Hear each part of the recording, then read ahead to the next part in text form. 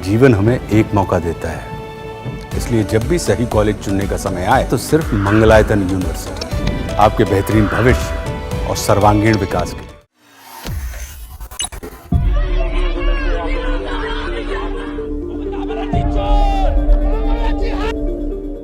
बंगाल में शिक्षक भर्ती रद्द होने का मामला अब तूल पकड़ता जा रहा है।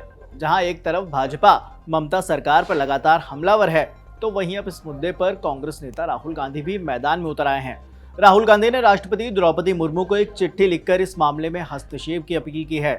राहुल ने लेटर में लिखा, हजारों योग्य स्कूल शिक्षकों को नौकरी से हाथ धोना पड़ा है, जबकि उनमें से कई को निष्पक्ष तरीके से चुना गया था।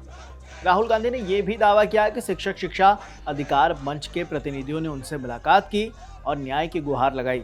राहुल गांधी के मुताबिक कलकत्ता हाई कोर्ट और सुप्रीम कोर्ट दोनों ने भर्ती में गंभीर गड़बड़ियों की पुष्टि की है, लेकिन उन्होंने ये भी कहा कि सभी शिक्षक दोषी नहीं थे, फिर भी बेदाग और दोषी दोनों को ही नौकरी से निकाल दिया गया। राहुल गांधी ने ये कदम लाखों छात्रों की पढ़ाई के लिए भी घातक बताया।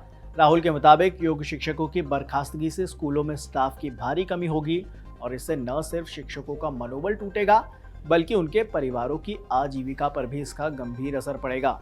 कांग्रेस सांसद राहुल गांधी ने अपने लेटर में लिखा कि मुझे उम्मीद है कि ये पत्र आपको अच्छा लगेगा।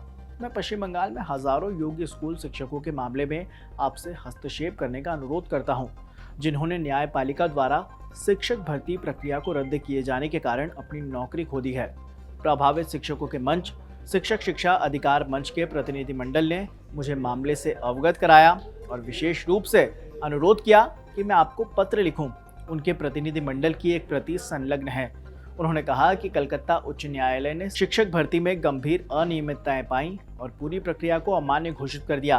3 अप्रैल को सर्वोच्च न्यायालय ने उच्च न्यायालय के फैसले को बरकरार रखा।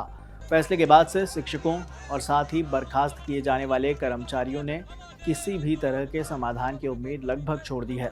लोकसभा में नेता प्रतिपक्ष राहुल गांधी ने कहा कि दोनों फैसलों में पाया गया कि कुछ उम्मीदवार बेदाग थे और निष्पक्ष तरीकों से चुने गए और कुछ दागी थे जो अनुचित तरीके से चुने गए।